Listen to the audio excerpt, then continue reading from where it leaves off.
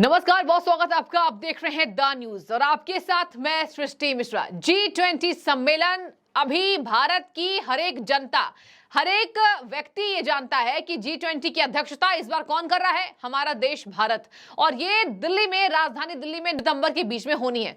दर्शकों, ये बहुत बड़ी उपलब्धि भारत के लिए, क्योंकि इसमें दुनिया के शीर्ष 19 अर्थव्यवस्था वाले देश शामिल है और साथ में यूरोपीय संघ शामिल है। अब ऐसे में भारत इसकी अध्यक्षता कर रहा है। पीएम मोदी का नेतृत्व बढ़ चढ़कर बोल रहा है। देखिए, G20 की सम्मेलन में जो मीटिंग होने वाली है उससे भारत के आर्थिक व्यवस्था जो है वो सुधरेंगी। और कहा जा रहा है कि 5वीं अर्थव्यवस्था होने के कारण जो भारत का कद बढ़ा, अभी जो भारत के लिए बाकी लोग कहने लगे हैं, दुनिया भर के देश ये मानते हैं कि भारत एक मित्रवत देश है और कहीं ना कहीं भारत से दोस्ती फायदे में रखती है।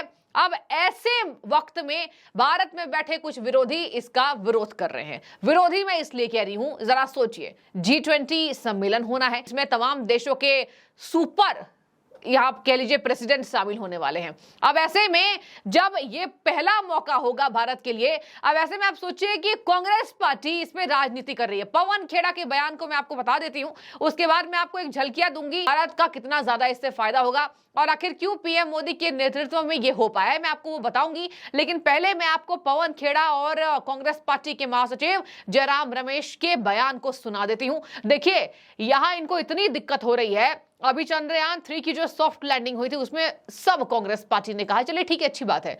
जवाहरलाल नेहरू हमारे देश के पहले प्रधानमंत्री थे, उनके नेतृत्व में जो भी काम सराहनीय हुए हैं उसको सराहा जा रहा है, लेकिन उसका क्रेडिट लगातार नेहरू जी ने नहीं किया होता तो ये नहीं होता। किसी भी नेता के पास अगर पहुंचे, मीडिया पहुंच रही थी तो ये कहा जाता है नेहरू जी नहीं होते तो वो नहीं होता। अब मैं आपको बता देती हूं कि क्या पीएम मोदी नहीं होते तो क्या ये होता? इस बात पर कांग्रेस पार्टी ने चुप्पी तोड़ दी है। It's a rotational presidency. It's not because he is the prime minister. Anybody would have been the prime minister. India would have been the president, because that's a rotational presidency of G20. If he thinks that people of India are fools or he can make fools out of them, he is sadly mistaken. Bihar के मुख्यमंत्री नीतीश कुमार को प्रबल दावेदार बताया जा रहा है प्रधानमंत्री पद के लिए, और ये भी कहा जा रहा है उनके पार्टी की तरफ से कि बिहार, छत्तीसगढ़, हिंदी राज्यों से आवाज उठ रही है कि नीतीश कुमार एक प्रबल दावेदार। देखिए, बड़ी स्वाभाविक बात है, हर पार्टी का व्यक्ति, लीडर या कार्यकर्ता अपने नेता को आगे बढ़ना देखना चाहता है, तो उसमें कोई विवाद या कोई इसमें शक की बात नहीं होनी चाहिए, इसमें कोई सवाल भी नहीं उठना चाहिए। सर, दिल्ली की बात करें, मेट्रो स्टेशन के बाहर पोस्टर चिपकाए गए हैं और उसमें लिखा गया कि दिल्ली बनेगा खालिस्तान, खालिस्तान जिंदाबाद। इस तरह के G20 से कुछ दिनों पहले देश की राजधानी में प्रधानमंत्री के घर और कार्यालय से कुछ किलोमीटर दूर हाई सिक्योरिटी मेट्रो स्टेशंस में घुसकर कोई नारे लिख जाए, राष्ट्र विरोधी नारे इस तरह का लिख जाए, और न वो सीसीटीवी कैमराज में कैद हो पाए, न वो आदमी पकड़े जाएं, ये सुरक्षा व्यवस्था की असलियत दर्शाता है। पवन खेड़ा ने क्या कह दिया? देखिए, पवन खेड़ा जाने माने कांग्रेस के बड़े नेता और अभी सुर्खियों में रहे पिछले 6 महीने से। पवन खेड़ा ने कह दिया है कोई बड़ी बात नहीं है, G20 एक रोटेशनल प्रेसिडेंसी है, इस वक्त G20 का अध्यक्ष भारत ही रहता। मतलब पीएम मोदी की वजह से ये नहीं हुआ है। पहले भारत को एक कहीं ना कहीं देश की नजर से देखा जाता था। आप बात कर लीजिए रशिया के राष्ट्रपति, आप बात कर लीजिए अमेरिका के राष्ट्रपति, आज जो बाइडेन यहां आने वाले हैं, हालांकि पुतिन नहीं आ रहे हैं, मैं आपको उसका कारण भी बताऊंगी, लेकिन आज जो ये तमाम राष्ट्रपति भारत के जमीन पर अपने कदम रखने वाले हैं, ऐसे में पीएम मोदी के लिए कांग्रेस कह रही है कि जरूरी नहीं है ये पहले भी होता, कोई भी पीएम होता तो अभी हमारा ही कहीं ना कहीं अध्यक्षता भारत की होती। ये कहा है पवन खेड़ा ने। पवन खेड़ा ने कहा पीएम चाहे कोई और भी क्यों ना होता, इस वक्त G20 रोटेशनल प्रेसिडेंसी के अंदर भारत ही इसका अध्यक्ष रहता। भारत अभी मॉनिटर कर रहा है और देखिए अध्यक्ष भारत, और पिछले साल दिसंबर से इसकी शुरुआत हुई थी। दर्शकों, आपको बता दें कि अब इसमें राजनीति कर रही है कांग्रेस पार्टी। उन्होंने कहा पवन खेड़ा ने, यही नहीं रुक रहे पवन खेड़ा, जाने माने कांग्रेस के बड़े टॉप लीडर्स में आते हैं और इनकी समझ देखिए, राजनीतिक समझ, कह रहे हैं पीएम मोदी भूल जाते हैं कि G20 एक रोटेशनल है। लोगों को G20 के नाम पर मूर्ख बनाया जा रहा है। ब्रेकिंग न्यूज, जरा सोचिए, G20 की अध्यक्षता भारत कर रहा है, तमाम अर्थव्यवस्था पर टिप्पणी होगी, कौन से देश किसके साथ शामिल होकर व्यापार करेंगे, वैश्विक अर्थव्यवस्था कैसे सुधरेगी। और आपको बता दें, G20 सम्मेलन से ही वैश्विक अर्थव्यवस्था में तेजी से सुधार होता है। G20 सम्मेलन 85% जीडीपी इसमें शामिल होती है कि 85% जीडीपी के लिए जो काम होता है वो केवल G20 की अध्यक्षता से हो पाता है, जहां देश 19 शीर्ष देश इसमें शामिल हैं और यूरोपीय संघ शामिल है। ऐसे में इन्होंने कहा है लोगों को मूर्ख बनाया जा रहा है। प्रधानमंत्री नरेंद्र मोदी के कारण ये नहीं हो रहा है। अगर वो सोचते हैं भारत के लोग मूर्ख हैं तो वो गलत है। इन्होंने ये भी कहा कि अब भारत के लोगों को G20 के नाम पर ठगा जा रहा है। दर्शकों, जरा आप मुझे कमेंट करके बताइए कि अगर आप इस बारे में जानते होंगे, आपको कैसा महसूस हो रहा है कि आज तमाम देश भारत आने वाले हैं 9 से 10 सितंबर के बीच में, और सम्मेलन एक होना है, वैश्विक सम्मेलन ये कहा जा रहा है। आगे मैं आपको बता दूं, चलिए थोड़े आगे बढ़ते हैं, कांग्रेस के दूसरे लीडर पर आते हैं। वो क्या करे जरा सुनिए।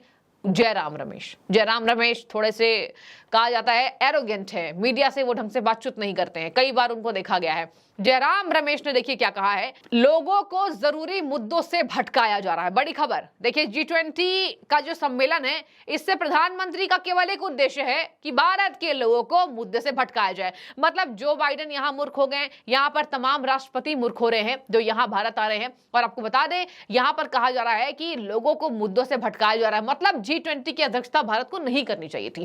कांग्रेस पार्टी के हालिया बयान से यही राजनीति समझ में आ रही है कि कांग्रेस पार्टी को काफी ज्यादा दिक्कत हो रही है। आखिर क्यों नरेंद्र दामोदर दास मोदी के वजह से नेतृत्व में G20 की अध्यक्षता भारत कर रहा है, हमारा हिंदुस्तान कर रहा है, वो भी ऐसे मौके पर चंद्रयान 3 की लैंडिंग हो गई। तमाम देशों ने इस पर कहीं ना कहीं भारत को शुभकामनाएं दी है, कई देश भारत की तारीफ कर रहा है। अब ऐसे में इसी बीच G20 के सम्मेलन, तो कांग्रेस पार्टी को ये बात रास नहीं आ रही है, और यही वजह है कि और कुछ नहीं, केवल कांग्रेस पार्टी को राजनीति करनी है। इसकी बात हमें समझ में आ गई है, जनता ये लिख रही है।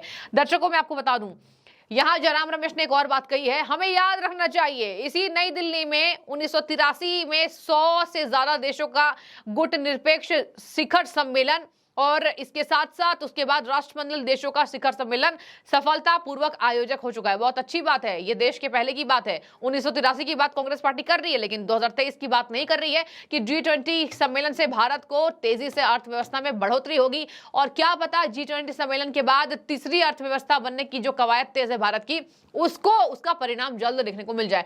यहां पर यह कह रहे हैं चुनावी फायदे के लिए ये मौके का इस्तेमाल नहीं करे प्रधानमंत्री नरेंद्र मोदी, कहा जयराम रमेश कांग्रेस के महासचिव। देखिए क्या कह रहे हैं, लेकिन तब की सरकार ने चुनावी फायदों के लिए मौके का इस्तेमाल नहीं किया। मतलब जयराम रमेश को ऐसा लग रहा है दर्शकों कि पीएम मोदी केवल चुनावी मौके के मद्देनजर G20 की अध्यक्षता में लोगों को बेवकूफ बनाने का काम कर रहे हैं। दर्शकों, अब थोड़ी सी तैयारी की बात करूंगी। व्लादिमीर पुतिन केवल इसलिए नहीं आ रहे हैं, अभी भारत और यूक्रेन के युद्ध की वजह से उनके लिए वारंट जारी किया गया है और कहा जा रहा है अगर वो विदेशी दौरे पर निकलते हैं, मतलब अगर वो भारत आएंगे तो उनको गिरफ्तार किया जा सकता है। केवल इसलिए पुतिन नहीं आ रहे हैं, जो बाइडेन आ रहे हैं, तमाम देश के शीर्ष नेतृत्व इसमें शामिल होंगे। थोड़ी सी तैयारी बता देती हूं अंत में। पहले तो आपको बता दिया मैंने कांग्रेस पार्टी की राजनीति, जो कि एक गंदी राजनीति के तौर पर नजर आ रही है, और मैं नहीं कह रही हूं, ये जनता लिख रही है। जनता ये कह रही है कि आखिर क्या बात हो गई, कांग्रेस पार्टी को इतनी क्या दिक्कत हो गई है कि भारत देश की जहां तारीफ होती है वहां टांग खींचने का काम ये कांग्रेस पार्टी करती है। और किसी पार्टी में ऐसा तो नहीं देखने को मिलता है, लेकिन केवल कांग्रेस को यह लगता है कि केवल कांग्रेस के नेतृत्व में देश को सर्वोच्च सम्मान मिला है। वैसे भी कांग्रेस पार्टी कहती रहती है, राहुल गांधी, सोनिया गांधी, की कांग्रेस पार्टी ने सबसे ज्यादा भारत को बनाने में बलिदान दिया है, कांग्रेस के कई नेता शहीद हुए हैं, ऐसा राहुल गांधी कहते हैं, मैं नहीं कह रही हूं। तो देखिए, आपको बता दें, जोरों पर G20 सम्मेलन की तैयारियां दिल्ली में होने वाली हैं। यहां पर प्रगति मैदान इलाके को नो एंट्री जोन में तब्दील कर दिया गया है। दर्शकों, आपको बता दें, अब ज्यादा मूवमेंट दिल्ली में नहीं हो पाएगी। मतलब राजधानी दिल्ली में इसका आयोजन है और तमाम देश के शीर्ष नेतृत्व इसमें मौजूद रहेंगे, तो उसको मद्देनजर तैयारियां जोरों शोरों पर है। और देखिए, बहुत फायदा इससे अर्थव्यवस्था पर, और कहा जा रहा है कि दुनिया भर के नेताओं का जुटान जहां होगा वहां भारत मॉनिटर करेगा। जरा सोच लीजिए कि भारत पर अन्य देशों की नजर किस तरीके से रहेगी, और उस बीच नेतृत्व करना आपस में बहुत बड़ी बात कही जा रही है। इसके साथ मैं आपको बता दूं, अभी ब्रिक्स सम्मेलन में पीएम मोदी का भव्य स्वागत हुआ था, धमाकेदार एंट्री हुई थी उनकी, और वहां उन्होंने भारत के मूल निवासी से मुलाकात की थी। जिस तरीके से उनको सराहा जा रहा है, ब्रिक्स सम्मेलन में जो सम्मान मिला, ऐसा पहले किसी प्रधानमंत्री के साथ देखा नहीं जा रहा था। और आपको बता दें, ये कहा जाता है, इतिहास गवाह है कि कहीं ना कहीं वैश्विक स्तर पर जो भारत को पहचान मिली है, ये केवल 2014 के बाद से देखा जा रहा है और इसमें तेजी देखी जा रही है, इसमें एक रुकावट नहीं नजर आ रही है। सबसे ज्यादा रशिया यूक्रेन के युद्ध के बाद भारत बुलंदियों को छू रहा है, ऊंचाइयों को छू रहा है। और देखिए, दुनिया भर के प्रतिनिधि जब इसमें हिस्सा ले रहे हैं तो भारत इसकी मॉनिटरिंग कर रहा है। ये आपस में एक बहुत गर्व की बात है। और देखिए, G20 के नाम पर जो कांग्रेस पार्टी कह रही है बेवकूफ बनाया जा रहा है, तो मैं चाहूंगी आप कमेंट करके बताइए कि क्या आपको लगता है ब्रिक्स सम्मेलन में भव्य स्वागत, G20 की अध्यक्षता और इस बीच चंद्रयान 3 की सफल लैंडिंग को जवाहरलाल नेहरू को क्रेडिट देना और इधर ये बोलना कि G20 के नाम पर लोगों को बेवकूफ बनाया जा रहा है, इसका सरोकार देखिए आपसे है। कांग्रेस पार्टी को आप देख रहे हैं, तमाम पार्टियों के साथ आप चलते हैं, तो मैं चाहूंगी कांग्रेस पार्टी के इस बयान पर जरूर टिप्पणी रखिए। क्या आपको लगता है कि G20 के नाम पर राजनीति हो रही है? G20 के नाम पर प्रधानमंत्री तमाम 140 करोड़ लोगों को बेवकूफ बना रहे हैं, या फिर भारत तीसरी अर्थव्यवस्था बनने की कवायद तेज कर रहा है और इस शिखर सम्मेलन के बाद अत्यधिक फायदा भारत की अर्थव्यवस्था में पहुंचता हुआ दिखाई देगा? बने रहिए, शुक्रिया।